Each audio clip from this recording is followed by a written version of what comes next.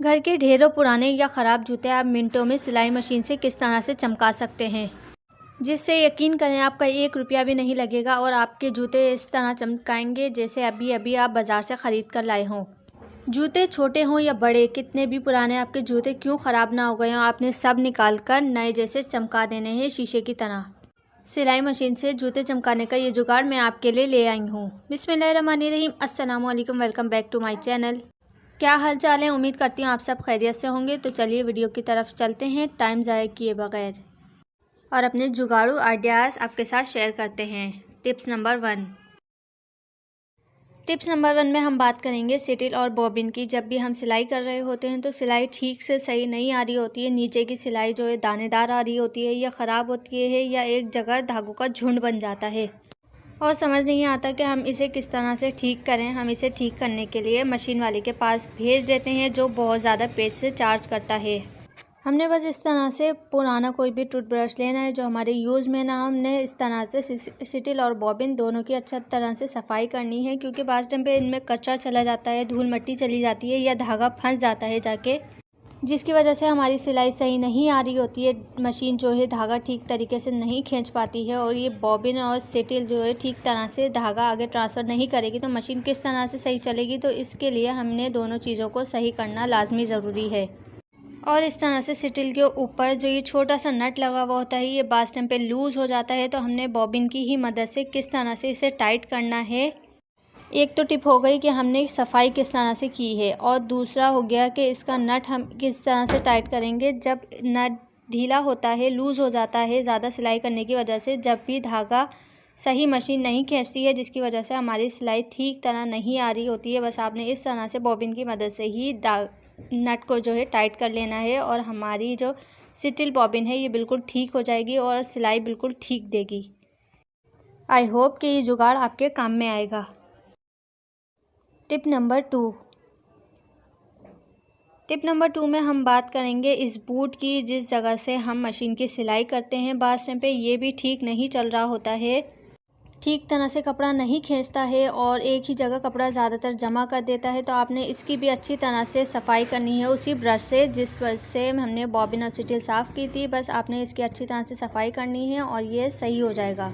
Tip number 3, बाज़ time पे होता है कि हम सिलाई कर रहे होते हैं और हमारा धागा जो है बार बार टूट रहा होता है। उसकी वजह हमें पता नहीं चलती। उसकी वजह ये है कि ये वाला हिस्सा जो है ये इसमें भी कचरा फंस जाता है या बाज़ टाइम पर धागा फंस जाता है। तो आपने इस तरह से इसका स्क्रू खोलना है और ये वाला हिस्सा खोलकर इसकी सफाई करनी है। आप देखें इसमें कचरा फंसा हुआ था, जिसकी वजह से मेरी सिलाई जो है ठीक तरीके से नहीं हो पा रही थी। तो मैंने सोचा कि क्यों ना आपके साथ ये छोटे छोटे ट्रिक शेयर कर दिए जाए, जिससे आपको बहुत ज़्यादा फ़ायदा होगा। आप उसी ब्रश की मदद से हम इसे भी साफ़ कर लेंगे। इस पर जो थोड़ी बहुत डर्ट लगी हुई है उसे अच्छी तरह से रिमूव कर लेंगे, जिससे हमारी सिलाई जो है आसान हो जाएगी बहुत ज़्यादा। आप देख सकते हैं किस तरह से मैं इसकी सफाई कर रही हूँ। आपने भी इसी तरह से सफाई करनी है और उसके बाद जिस तरह से हमने इसे खोला था इसे एज़ इट इज़ वापस लगा देना है। ये आइडियाज़, ये ट्रिक ख़ास कर उन लोगों के लिए है जो मशीन के साथ खेलते हैं, मशीन के साथ खेलना जानते हैं। खेलने से मुराद के जो सिलाई करते हैं, ज़्यादातर जो दर्जी भाई होते हैं मेरे या दर्जन बहनें होती हैं, उन्हें इन सब प्रॉब्लम का सामना रोज़ ही करना पड़ता है, क्योंकि रोज़ ही वो सिलाई करते हैं और जब उनकी मशीन सही होगी तो उनकी सिलाई भी अच्छी होगी। बस तो हमारी प्रॉब्लम सॉल्व हो गई है। अब हमारी मशीन जो है धागा नहीं तोड़ेगी, क्योंकि मशीन की अच्छी तरह से सफाई हो गई है। आई होप कि आपको वीडियो अच्छी लगी होगी। अगर ये ट्रिक अच्छा लगा तो लाइक कर दें वीडियो, आगे आप भूल जाते हैं।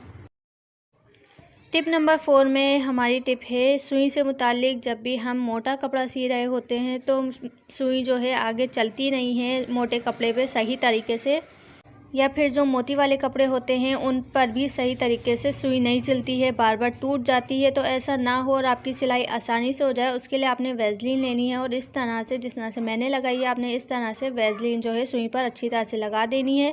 थोड़ी ब्रश में लेकर आपने इस जगह लगानी है जिस तरह मैं लगा रही हूँ। इससे क्या होगा कि हमारी सुई की ग्रफ जो है टाइट हो जाएगी बिल्कुल, और मोटे कपड़े पर सुई चलती नहीं है या फिर मोती वगैरह जो होते हैं उन पर टूट जाती है। तो इस तरह करने से बिल्कुल भी नहीं टूटेगी और मोटे कपड़े पे भी आहिस्ता से बिल्कुल आराम से चल जाएगी, जिस तरह से आप पतला कपड़ा सी रहे हों। बस तो अब आप टेंशन फ्री होकर सिलाई कर सकते हैं आराम से। टिप नंबर 5, टिप नंबर 5 में हम बात करेंगे इस तरह की रील्स की कि हमारे पास बहुत सारी रील्स जमा हो जाती हैं। हम जो कपड़े सी रहे होते हैं वो जल्दी से मिलती नहीं है, बार बार खो जाती है। तो आपने इस तरह से कोई भी टेप लेना है। मेरे पास डबल साइडर टेप नहीं है। अगर आपके पास डबल साइडर टेप है तो आप वो उसका भी इस्तेमाल कर सकते हैं। मेरे पास नहीं है तो मैं सिंगल ही इसी तरह का नॉर्मल टेप जो होता है मैं उसका इस्तेमाल करूँगी। और इस तरह से मशीन के निचले हिस्से में टेप लगाकर इस तरह से रील्स जितनी भी आपके पास हो आपने अटका देनी है। और मैं इस तरह से अटका कर टेप को कोने से कट कर दूँगी।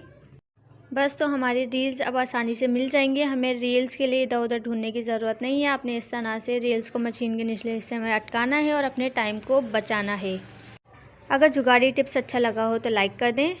टिप्स नंबर 6 जी, तो हम बात करते हैं कि हम किस तरह से सिलाई मशीन से अपने जूतों को चमका सकते हैं, पुराने से पुराना जूता बिल्कुल नया बना सकते हैं। उसके लिए आपने क्या करना है, आपको ज़रूरत होगी एक अदद मशीन के तेल की। जो भी आप अपनी सिलाई मशीन में तेल डालते हैं वो वाला तेल आपने लेना है। ये अमूमन अलग मिलता है, जो मेरे पास ख़त्म हो गया है, थोड़ा सा रह गया है, तो उन्हीं से मैं अपने जूते चमकाऊंगी। इस तरह से आपने अपने जूतों पर जो भी आपके ख़राब हो गए हैं इस तरह से चंद कतरे आपने डालने हैं जूतों पर।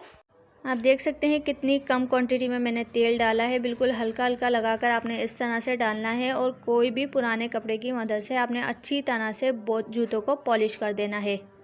इससे एक तो आपके जूते अच्छी तरह से चमक जाएंगे, पॉलिश हो जाएंगे। आपको बिल्कुल भी जूतों वालों के पास भेजकर पॉलिश करने की ज़रूरत नहीं है, या फिर पॉलिश ख़रीदने की भी ज़रूरत नहीं है। आपके पास जो मशीन का तेल हो आपने उससे अच्छी तरह से अपने ख़राब से ख़राब जूते और पुराने से पुराने जूते को इस तरह से नया बना लेना है। इस तरह करने से आपको 2 फ़ायदे होंगे। एक तो आपके जूते भी चमक जाएंगे और दूसरा आपके जूतों का चमड़ा जो है वो जानदार बनेगा, उसकी लाइफ ज़्यादा बढ़ जाएगी। मतलब वो अगर 2 साल चलना था तो वो 5 साल चलेगा। आप देख सकते हैं कि शूज़ में किस तरह से शाइन आ गई है, एक जान आ गई है, अलग से ही चमकते हुए नज़र आ रहे हैं। और दूसरा जूता भी आपके सामने है। फ़र्क आप दोनों में वाज़ेह तौर पर देख सकते हैं। और दूसरी जो इसके बाद ट्रिक है वो इससे भी ज़्यादा अमेजिंग है। आपने दूसरे जूते को भी अच्छी तरह से पॉलिश कर लेना है। इसी तरह से सेम प्रोसेस वही होगा। बस आपने अच्छी तरह से जूतों पर तेल लगाना है और अपने जूतों की शेल्फ़ लाइफ जो है लंबी कर लेनी है। जितना चाहें आप उसे इस्तेमाल कर सकते हैं। अगर आप चीज़ों की केयर करें तो उनकी लाइफ खुद ब खुद लंबी हो जाती है। और अच्छा, अगर आप मेरे चैनल पर नए हैं तो प्लीज़ मेरे चैनल को सब्सक्राइब कर दीजिए, वीडियो को लाइक कर दीजिए। ये आपकी तरफ से इनाम होता है, आपकी मोहब्बत होती है, आपका प्यार होता है, आपका सपोर्ट होता है जो हमें मिलता है। तो आप देख सकते हैं जूते किस तरह से चमक गए हैं। आई होप कि आपको अच्छी लगी होगी। टिप्स नंबर 7 में हम बात करेंगे मशीन के तेल की, जो इस तरह की बोतल में होती है और जो मेरा है ख़त्म होने वाला है, बिल्कुल चुन्ना मुन्ना सा रह गया है। इस बोतल के अंदर चुन्ना मुन्ना सा जो ढक्कन होता है वो अंदर चला जाता है। उसके लिए आपने क्या करना है, आपने एक शॉपर लेना है। आपके पास कोई भी शॉपर हो आप वो ले सकते हैं। मैंने ये दूध की थैली ली है। उसके बाद इस तरह से बोतल को इस थैली के अंदर डाल दिया है। आप बस देखते जाएं किस तरह से मैं जुगाड़ निकालूंगी। इसे इस तरह से ढकना है और ऊपर से इसका कैप लगा देना है। अब इसका चुन्ना मुन्ना जो ढक्कन था वो बोतल के अंदर गिर गया था, जिसकी वजह से हमारा तेल वेस्ट होता। तो हमने इस तरह से जुगाड़ निकाल लिया है। अब हमारी बोतल भी सेफ़ रहेगी और हमारा तेल भी सेफ़ रहेगा। अगर वीडियो अच्छी लगे तो प्लीज़ लाइक कर दीजिएगा और एक कमेंट चुन्ना मुन्ना सा कर देंगे तो बहुत मेहरबानी होगी आपकी, मुझे सपोर्ट मिलेगा। और मुझे इजाज़त दीजिए, दुआ में याद रखिए। अल्लाह हाफिज़।